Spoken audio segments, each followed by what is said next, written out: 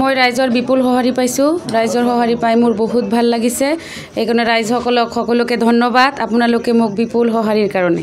মই ৰাইজক কৈছোঁ, আপোনালোকে যদি আপোনালোকৰ বহুমূলীয়া ভোটটো দি মই জয়যুক্ত কৰে, তেনেহ'লে মই নিশ্চিত যে আপোনালোকৰ এইটো সমাধান কৰিবৰ চেষ্টা কৰিম।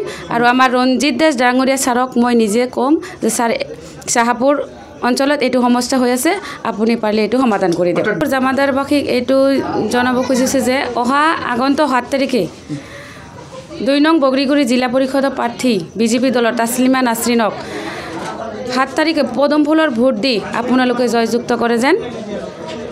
বৰ ধুনীয়াকৈ আজি আমাৰ এই বিজেপি দলৰ কাৰ্যালয় উত্থাপন কৰা হ'ল। এইটোতে আমি ৰাইজৰ বহুত সঁহাৰি পাইছোঁ, বৰ ধুনীয়াকৈ হৈছে। আৰু ইনশাল্লাহ তাছলিমা নাছৰিন এইবাৰ জয় হ'ব, আশা আছে, নিশ্চিতভাৱে আশা আছে।